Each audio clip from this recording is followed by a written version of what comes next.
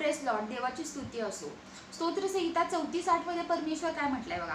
परमेश्वर किती चांगला आहे याचा अनुभव घेऊन पहा. जो त्याच्यावर भाव ठेवतो तो पुरुष धन्य. परमेश्वराचे पवित्र जन हो, त्याचे भय धरा, कारण त्याचे भय धरणाऱ्यांना काही उणे पडत नाही. होय, खरंच तुम्ही परमेश्वरानं काय सांगितले माहिती, विश्वास तर आपला केवढा पाहिजे, फक्त मोहरीच्या दाण्या एवढा विश्वास पाहिजे.